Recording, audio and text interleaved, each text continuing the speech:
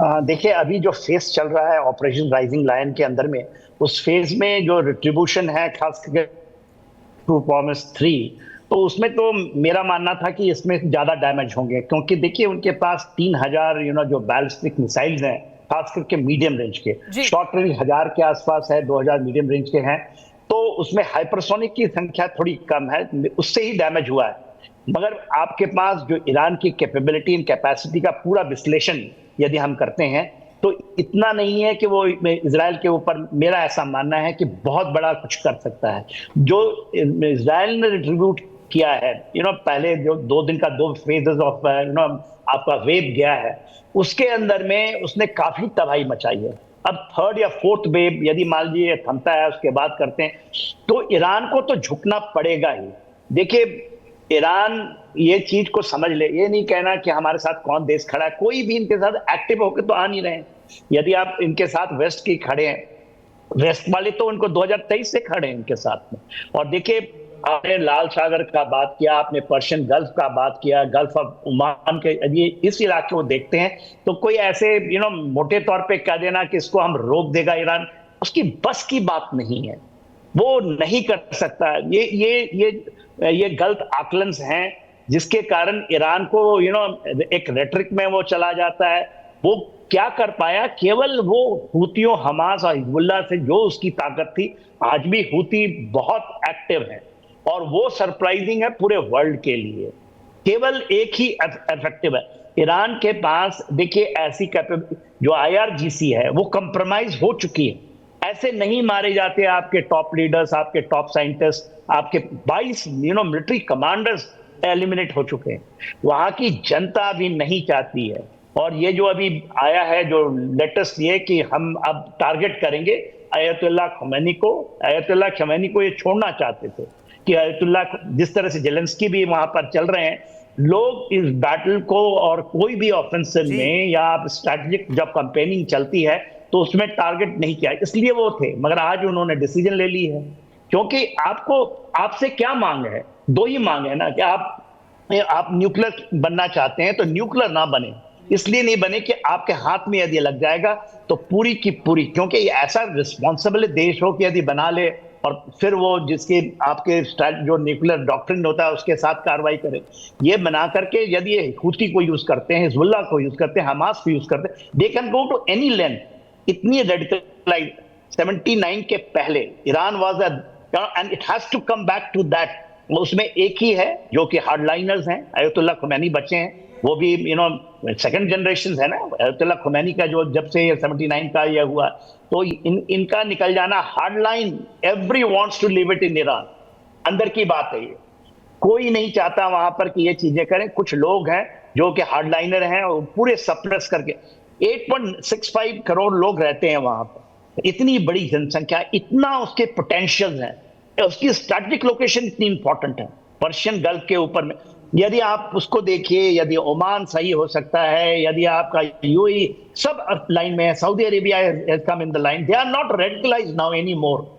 पूरा Bahrain, waste Asia के अंदर में यदि किसी ने सुधरना है तो ईरान को सुधरना पड़ेगा, और वहां की जनता बेचैन है इसके ऊपर में।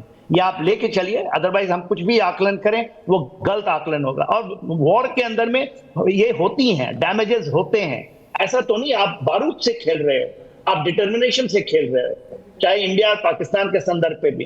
तो हम छोटे चीज नहीं कि इतने घर टूट गए या कुछ 6 लोग मारे गए, ये जो डिटरमिन्ड कंट्रीज हैं ऐसे ही लड़ती हैं। ईरान भी वेरी डिटरमिन्ड है, but they has to become right direction. उसको चढ़ाता है उधर, चाइना चढ़ा रहा है, उसको चढ़ाता है, ऐसे नहीं होता। पाकिस्तान, दीज आर रोग कंट्रीज जो दूसरे के ऊपर में करते हैं। Israel is fighting, everyone is supporting Israel because he is successful. जिस दिन इजराइल सक्सेसफुल नहीं होगा, everyone, America will run away from here.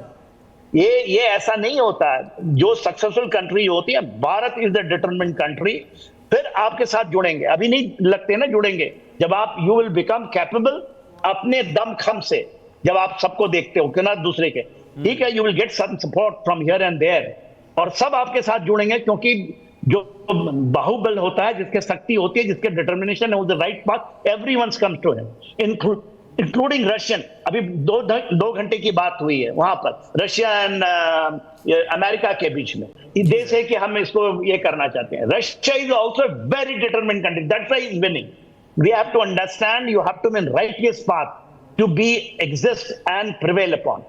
तो अब कई सारे फैक्टर हैं जिसे हमें समझने की ज़रूरत है, आपने जैसा बताया सिन्हा सर। लेकिन एक बात और है कि जब रूस यूक्रेन की जंग भी शुरू हुई थी तो कहते थे कि यूक्रेन इसमें आगे टिकेगा नहीं। इस पर तो चर्चा करेंगे सर, मैं वापस लौटूंगा अपने पैनल के पास भी, और ये जानना चाहूँगा कि क्या ईरान को झुकाना इतना आसान है। लेकिन उससे पहले आप ये मैप देखिए जो यहाँ इस टेबल पे है, राउंड टेबल पे। इससे पता चलता है कि मिडिल ईस्ट में अमेरिका कहां कहां घुसा हुआ है। बहुत पुराना खिलाड़ी है, पहले का खिलाड़ी है। कहां कहां उसने अपने जो इंस्टॉलेशंस हैं वो बना रखी हैं, बेसेस बना रखी हैं। आप देखेंगे Iran, Israel, Egypt, Saudi Arabia, Oman, जो लाल रंग से बनाए गए हैं ये देश है। इसके अलावा जो पीले रंग से लिखा गया है, स्क्रीन पे आप देखेंगे जो मैं आपको पढ़ के बता रहा हूं, यहां सब जगह पर यूएस की आर्मी है, यूएस की सेना है, यूएस की नेवी है। अलग अलग फ्लीट उसने तैनात कर रखते हैं, जैसे यूएसएस जो कार्ल विंसन है यहां पर तैनात कर दिया है उसने अरब सागर में। यूएसएस मिलेस है,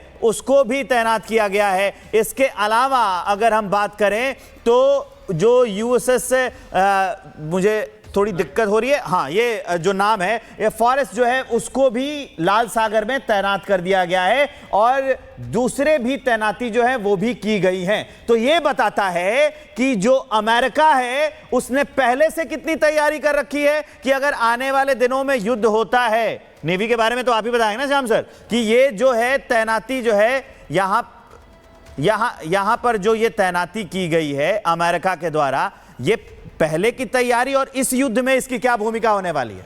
देखिए, जब हम समुद्री लड़ाई की बात करते हैं तो जो अमेरिकन नेवी है वो कंपेलेंस फोर्स के रूप में यहाँ लगातार मौजूद रहती है। चाहे वो मेडिटेरियन का इलाका हो, चाहे वो रेड सी हो, या तो अरबियन सी हो, या गल्फ जो की बात कर रहे हैं, क्योंकि हर जगह पर कंपेलेंस फोर्स के रूप में एयरक्राफ्ट कैरियर की फ्लीट उनकी लगातार रही है, और उनकी रोटेशन 3-3, 4-4 महीनों पे पूरा कैरियर ग्रुप उनका रोटेट होता रहा है। जब से 7 अक्टूबर की लड़ाई शुरू हुई थी 2023 में, तब से ये लगातार हो रहा है। उनके एम्फीबियस असॉल्ट शिप्स जो कि जरूरत पड़ने पे आर्मी को, उनकी मरीन्स को लैंड करा सकते हैं बेस पे और सपोर्ट कर सकते हैं उनके बेसेस को।